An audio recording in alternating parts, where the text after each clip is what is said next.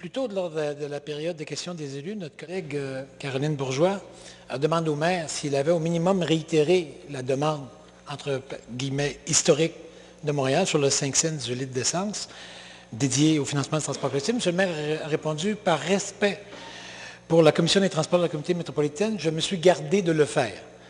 Alors on se dit, mais ma foi, cette commission du transport de la Communauté métropolitaine doit être extraordinairement importante. Alors allons lire ce que l'on demande, ce qu'on nous demande de convenir aujourd'hui, que le conseil municipal, je vais lire les mêmes mots que M. Bissonnette, mais pas sur le même ton, que le conseil municipal suggère à la Commission métropolitaine d'étudier, suggère d'étudier, aïe aïe, c'est pas fort, que le conseil municipal invite la communauté métropolitaine à demander au gouvernement du Québec, hey, comme conseil municipal, on va demander à une autre instance de demander en notre nom quelque chose au gouvernement du Québec. On n'est pas capable de le demander nous-mêmes. Le transport collectif, c'est 83 % des déplacements assumés par la STM.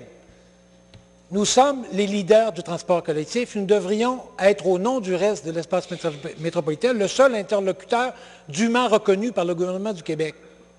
Il y a des limites à édulcorer, à diluer et à nous rendre otages des autres.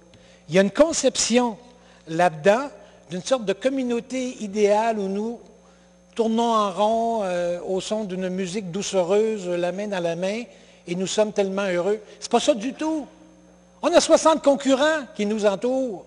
60 concurrents qui nous ont pris 220 000 habitants au net ces 10 dernières années. On leur donne généreusement 22 000 habitants de plus par année. Nos classes moyennes s'exilent massivement vers nos concurrents. Nos familles s'exilent contre nos concurrents. Mais tout ça s'appelle la Communauté métropolitaine de Montréal.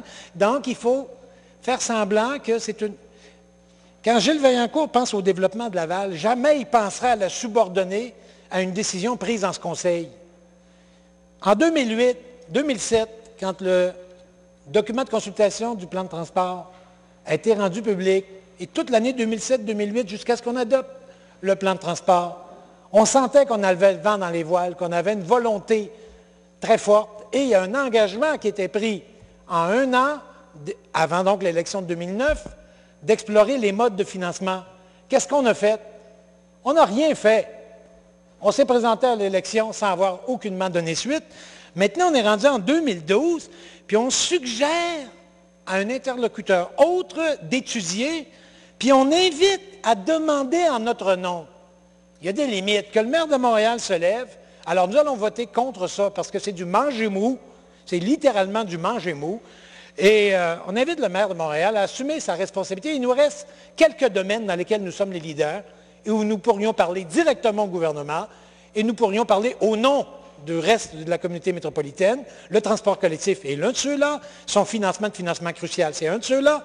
Monsieur le maire, soyez le maire de Montréal, soyez le véritable leader de la communauté métropolitaine et ne subordonnez pas vos positions à celles d'un comité sur l'avenir du transport collectif et son financement. Merci.